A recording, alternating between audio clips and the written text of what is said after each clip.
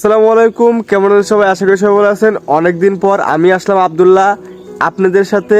আজকে আমি দেখাবো এই শীতের ভিতর মাছ কিভাবে করতে হয় এবং মাছের পরিচর্যা সম্পর্কে সম্পূর্ণ একটি ধারণা দেওয়ার চেষ্টা করব। আমাকে অনেকে বলেছিল ভাই এই শীতের ভিতর ফাঙ্গাস হলে বা কিভাবে এই শীতের ভিতর মাছগুলো করব, বিশেষ করে গাপ্পি মাছ যে সেনসিটিভ, এই মাছকে কিভাবে আমরা অক্সিজেন দিব কি দিব না, বা পানির ভিতর লবণ কি পরিমাণ দিব, বা পানিতে কি হিটার ইউজ করব, এই বিষয়ে আজকে আপনাদেরকে একটি প্রপার ধারণা দেওয়ার চেষ্টা করব। অবশ্যই ভিডিওটি প্রথম থেকে শেষ পর্যন্ত দেখার অনুরোধ রইল। প্রথমে আমি খামারে চলে আসি। এই দেখতে পাচ্ছেন আমি এইরকম করে হাউস তৈরি করছি। হ্যাঁ, হাউস তৈরি করার পরে এটা দেখতে পারতেছেন পলি। হ্যাঁ, এটা কোন পলি এবং আপনারা কিন্তু ঠিকই বুঝতে পারতেছেন, এটা আমরা কাগজও বলি পলিও বলি, ঠিক আছে। এই পাতলা কাগজটি আপনারা যে কোনো দোকান থেকে নিয়ে আপনাদের হাউসের উপরে এইরকম বাঁশ দিয়ে সিস্টেম করে একদিক যেন কুয়াশা এভাবে গড়ে যায়, এই সিস্টেমটা আপনারা করতে পারেন। তার কারণ হচ্ছে যদি কুয়াশা ডিরেক্টলি আপনার হাউসে পড়ে, পানিটি এমনি যে ঠান্ডা আরও অধিক পরিমাণে ঠান্ডা হয়ে যাবে। আর এই বিষয়টি দেখেন, আমি যখন এই মাছগুলো করতেছি আমি ভিডিওর সুবিধার্থে কিন্তু অক্সিজেন দুইটা বন্ধ করছি। তাছাড়া কিন্তু এই শীতে আপনাদের মাছকে অক্সিজেন রাখতে হবে। এই শীতে মাছগুলো অক্সিজেন ফেল করে। এখানে আমার 500 পিস রেড টেলের বাচ্চা আছে। বাচ্চা বলতে সেমি অ্যাডাল্ট, হয়তো দেখতে পারতেছেন কিনা, সব লুকাচ্ছে, ভিডিওতে বোঝা যাচ্ছে কিনা।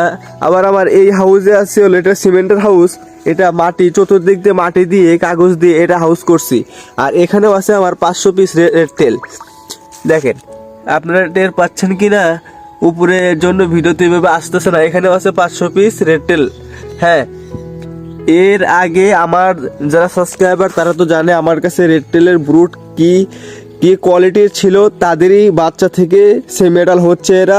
এখানে আছে 500 পিস, এখানে আছে 500 পিস। দেখেন, শীতে যদি আপনি মাছগুলো না করতে পারেন তাহলে কিন্তু সমস্যা। শীতে যদি আপনি মাছ করতে পারেন তাহলে গরমের প্রথম দিকে আপনি ভালো পরিমাণের মাছ সেল করতে পারবেন।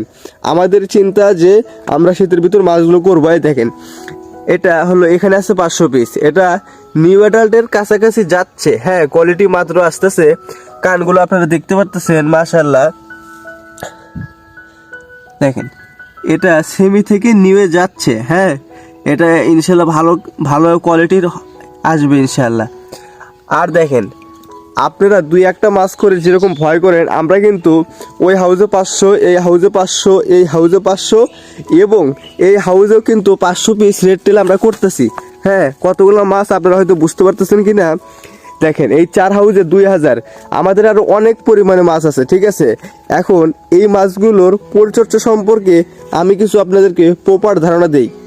হ্যাঁ বন্ধুরা, এখন আমি আপনাদেরকে সংক্ষেপে কিছু ধারণা দিই কিভাবে রাখলে মাছগুলো মরবে না। হ্যাঁ, এখন আপনাদেরকে বলি, আপনারা অনেকে বলেন ভাইয়া শীতের ভিতর পানি তো এমনিতেই ঠান্ডা থাকে এবং খাবারের বিষয়টা আমরা কি করব। হ্যাঁ, প্রথমে খাবার দিয়ে শুরু করি।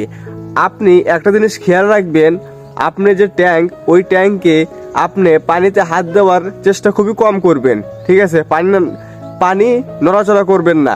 পানি নড়াচড়া করলে পানির টেম্পারেচার হাই থেকে লো বা আপ ডাউন করে, ওখানে মাছের সমস্যা হয়ে যায়। আর একটা কথা বলি, এই শীতের দিনে আপনি মাছকে খাবার খুবই কম দিবেন। খুবই কম বলতে 100 ভাগের 40 ভাগ দিবেন।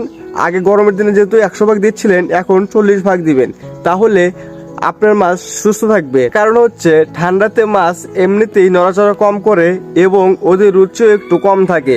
আপনি 100% খাবারটা দিলেন, কিন্তু মাছটি 40% বা 45 বা 50% খাবারটা খেয়ে আর খেলো না, আর সব খাবারটি আপনার পানিতে জমা হয়ে থাকলো। মানে এই ভুলটি কিন্তু সবাই করে, তারপরে পানিতে ফাঙ্গাস হয়ে যায় বা পানির সমস্যা হয়ে যায়। আপনি এই শীতের দিনে মাছকে খাবার যতটুকু পারেন কম দিবেন। মাছ খাবেও কম, মাছ মুভমেন্টও করবে কম, মাছ নড়বেও কম।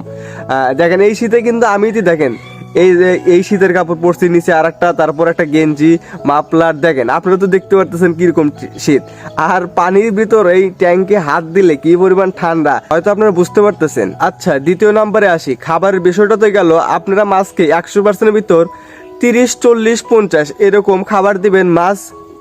মাছ বুঝে শুনে যে কতগুলো মাছ আছে আর কতটুকু খাবার দিবেন, এইটুক ধারণা তো হয়তো আপনার আছে। এরপর আসি পানির বিষয়ে। আপনার ট্যাঙ্কে যদি মাছ থাকে বা আপনার ট্যাঙ্কে যদি 1000 লিটার পানি থাকে, তাহলে একটা গুরুত্বপূর্ণ বিষয় কি, মোটা লবণ যেটা আছে ওই লবণ 250 গ্রাম লবণ আপনার 1000 লিটারে 1000 লিটার ট্যাঙ্কে আপনাকে দিতে হবে। আর বন্ধুরা আরও একটা কথা বলি, আপনারা এই অক্সিজেন কি কারণে ব্যবহার করতেই হবে এই শীতে, তার কারণ হচ্ছে শীতের সময় গাপ্পি মাছ অধিকাংশ সময়ই অক্সিজেন ফেল করে। এই জন্য আপনাদেরকে শীতের ভিতর অক্সিজেন দিতেই হবে। অক্সিজেন দিলে আপনার ট্যাঙ্কের পানিটাও একটু তাপমাত্রা মেনটেন করে। এই বিষয়গুলো আপনারা খেয়াল রাখবেন। আর বন্ধুরা আজকে অত কিছু বলতে গেলাম না, কারণ আমি আপনাদের মাঝে চলে এসেছি। বিগত 2 মাস বা 3 মাসের মতো আমি আপনাদেরকে ভিডিও দিতে পারিনি। আমি আপনাদেরকে আমার খামার ভিজিট করাবো, পাশাপাশি আপনাদের শীতের ভিতর কিভাবে মাছগুলো করতে হবে, হ্যাঁ, সবগুলো প্রপার আমি ধারণা দিব। আমি ওরকম না যে শুধু আমার খামারে কি কি হচ্ছে বা আপডেট দেখাবো, তা না। আপনাদের শীতের ভিতর আমি কি সমস্যা ফেস করতেছি এবং আপনারা কি সমস্যার ভিতর পড়তে পারেন, এই বিষয় নিয়ে আমি ভিডিও বানাবো। অবশ্যই যদি আমার কথাগুলো একটু পরিমাণ আপনার বিশ্বাস হয় বা একটু পরিমাণ ভালো লেগে থাকে, অবশ্যই এখনই ভিডিওতে লাইক করুন। হ্যাঁ, এখনই ভিডিওতে লাইক করুন এবং চ্যানেলটিকে সাবস্ক্রাইব করে আপনার ট্যাঙ্কের খবর কি এটা আপনি আমাকে কমেন্ট করে জানান, ঠিক আছে? আর বন্ধুরা আপনারা সবাই ভালো থাকবেন।